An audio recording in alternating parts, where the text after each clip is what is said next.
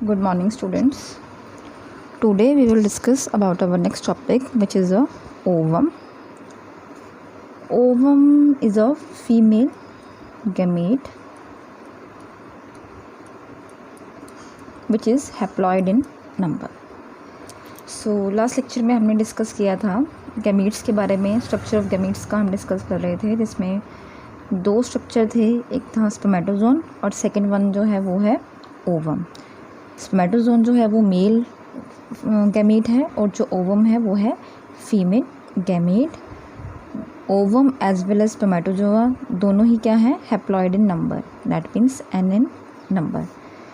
सो ovum क्या है, एक हैप्लॉइड गैमीट है जिसका जो प्राइमरली हम इससे किससे कंसर्न करते हैं, with the receiving of the sperm. That means ovum जो है वो क्या करता है, स्पर्म को रिसीव करता है. उसके बाद पूरी प्रोसेस चलती है. पूरी प्रोसेस क्या चलती है, डेवलप होता है उससे एक multi cellular organism. Multi cellular organism that means वो फुली डेवलप होगा. और होगा किस तरह से, आफ्टर फर्टिलाइजेशन या फिर विदाउट फर्टिलाइजेशन. अगर तो आफ्टर फर्टिलाइजेशन हुआ दैट मीन्स उसे हम बोलेंगे वो सिनगैमी के बाद होगा. और अगर विदाउट फर्टिलाइजेशन होगा ये पूरी डेवलपमेंट, तो वो क्या, पार्थेनोजेनेसिस. नाउ अब हम अगर स्ट्रक्चर की बात करें, स्ट्रक्चर कैसा होगा ओवम का. ओवम का स्ट्रक्चर कैसा है, स्फेरिकल है. ठीक है, नॉन मोटाइल है. नॉन मोटाइल का मीन्स क्या है, जिस तरह से स्पर्मेटोजोआ है उसमें एक फ्लैजेला टेल प्रेजेंट है और इसके अंदर ऐसा कोई फ्लैजेला प्रेजेंट नहीं है, तो ये इसकी मूवमेंट जो है अपनी कोई इसकी मूवमेंट नहीं है. जो यूट्रस के अंदर, फ्लोपियन ट्यूब्स के अंदर जो एक मसल्स की कॉन्ट्रैक्शंस जो होती हैं, पेरिस्टॉलिक जिसे मूवमेंट्स कहते हैं, उससे ये मूवमेंट होती है ओवम की, लेकिन अपने इसकी कोई मूवमेंट नहीं है. उसके अलावा with the yolky cytoplasm. Cytoplasm कैसे होगा, इसमें योकी साइटोप्लाज्म होगा. साइज इसका वेरी करता है. उसके अलावा जो ओवम है वो चारों तरफ से एक एनवेलप से घिरा होता है. ठीक है, साइज़ कैसा हो सकता है इसका, जो साइज़ है वो डिपेंड करता है योग के ऊपर. जितना ज़्यादा अमाउंट ऑफ योग होगा उतना ही हम उसके साइज़ को वेरी कर सकते हैं. लार्जेस्ट साइज़ जो है एग का वो है ऑस्ट्रिच का, ये आई होप सभी को पता ही है.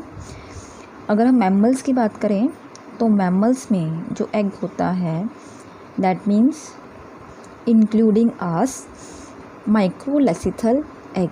अगर मतलब आपको क्वेश्चन पूछा जाता है किसी से कि मैमल्स का एग जो है वो किस तरह का होता है, या फिर हम कहें कि ह्यूमंस में किस तरह का एग प्रेजेंट है, तो वो कैसा है, माइक्रोलेसिथल एग.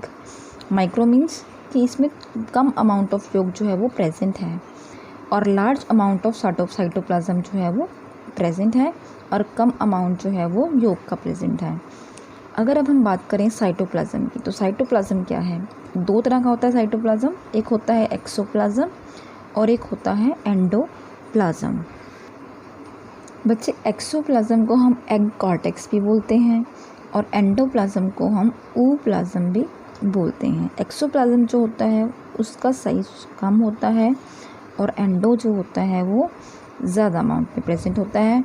उसके अलावा अगर हम इसका कंपैरिजन देखें, एक्सोप्लाज्म में जो साइटोस्केलेटन स्ट्रक्चर जो होते हैं वो कौन से प्रेजेंट होते हैं, माइक्रोट्यूब्यूल्स वगैरह प्रेजेंट होते हैं. उसके अलावा एंडोप्लाज्म में हिस्टोन्स, एंजाइम, हिस्टोन का एक प्रोटीन है हिस्टोन, tRNA, सेल ऑर्गेनेल्स, ये सब प्रेजेंट होते हैं. उसके अलावा जो भी इसके डिफरेंसेस हैं, से इसे हम एक कॉर्टेक्स बोलते हैं, स्मॉलर है, वो you have to write down here. अगर हम बात करें न्यूक्लियस की, कि ओवम में न्यूक्लियस कैसा होता है, तो न्यूक्लियस कैसा होगा, लार्ज होगा, ब्लॉटेड होगा विद द न्यूक्लियोप्लाज्म, जिसे हम क्या बोलेंगे, जर्मिनल वेसिकल. एक्सेंट्रिक होगा पोजीशन में. एक्सेंट्रिक पोजीशन का क्या मतलब है कि जो न्यूक्लियस है ओवम के अंदर वो सेंटर में प्रेजेंट नहीं है, बल्कि किसी भी एक साइड की तरफ को ज़्यादा झुका हुआ होगा, सेंटर में नहीं होगा. उसको हम बोलते हैं eccentric. That means not present in the centre. अब हम बात करें जो सबसे इम्पॉर्टेंट है वो है एग एनवेलप. हमने बात की थी ना कि जो ओवम है उसमें एनवेलप जो होते हैं, जुड़े होते हैं. किस तरह के एनवेलप होते हैं, बेसिकली मेम्ब्रेन्स होती हैं. 3 मेम्ब्रेन हैं. सबसे पहली मेम्ब्रेन है वर्टिलाइन मेम्ब्रेन, सेकंड जो है वो है जोना पेलिसुडा, और थर्ड जो है वो है करोना रेडिएटा. इसके आगे सब डिविजन्स भी हैं, पर बेसिकली ये 3 होती हैं। तो विटेलाइन मेम्ब्रेन जो होती है वो सबसे अंदर वाली होती है, थिन है और ट्रांसपेरेंट है, और इस मेम्ब्रेन को जो ओवम है वो अपने आप ही सेक्रेट करता है। उसके बाद आती है ज़ोना पेलिसिडा। ये मिडिल वाली लेयर है, ये इसकी कंपैरिजन थिक होती है और ट्रांसपेरेंट होती है, और सेलुलोज यहाँ पे प्रेजेंट, और ये क्या है, नॉन सेलुलर है, दैट मीन्स जो cells that is absent in this layer. Third जो आती है वो आती है कोरोना रेडिएटा, सबसे बाहर वाली लेयर है, ये थिकर है इन दोनों के कंपैरिजन। उसके अलावा ये जो है एक सेल्स बनाती है, रेडिएटेड सेल बनाती है, फॉलिकुलर सेल्स होते हैं वो रेडियली प्रेजेंट होते हैं। उसके अलावा विटेलाइन मेम्ब्रेन और ज़ोना पेलिसिडा के बीच में एक स्पेस होता है, जिसे हम बोलते हैं पेरीविटेलाइन स्पेस। अगर हम बात करें, हमने क्या पढ़ा, हमने पढ़ा कि ओवम जो है कैसा है, स्फेरिकल है, स्फेरिकल है, ठीक है। और हमने क्या पढ़ा, इसकी लेयर्स होती हैं, 3 लेयर्स पढ़ी ना हमने इसकी, जिसे हम एग एनवेलप बोलते हैं।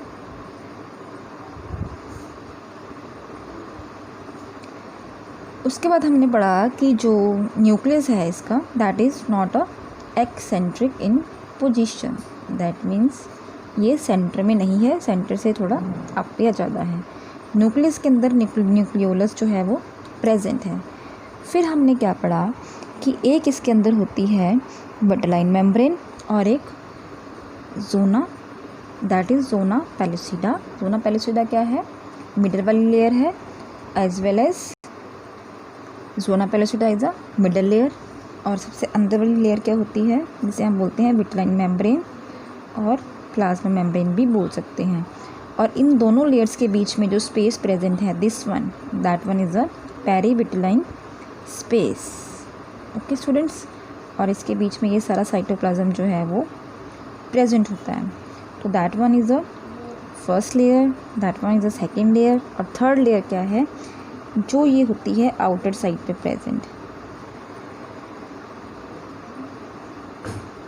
ये दिख रही है आपको, ये रेडियली सेल्स जो मैं बना रही हूँ,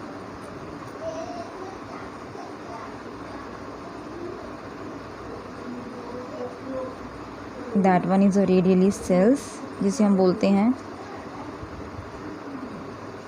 follicular cells, that is follicular sales.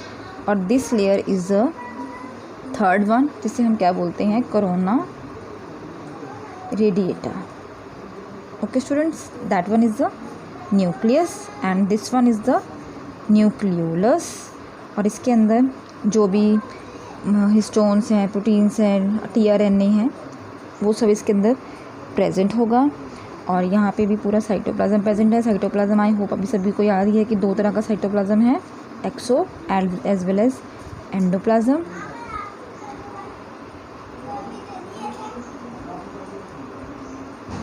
So nucleus के आगे भी ऐसे इसके अंदर लेयर्स बनाई हुई हैं, प्रेजेंट है so layers, but you can also draw like this. So that is the structure of the basic structure of the ovum.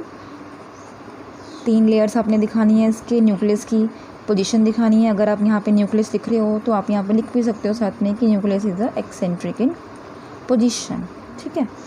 So that is all about your structure of ovum.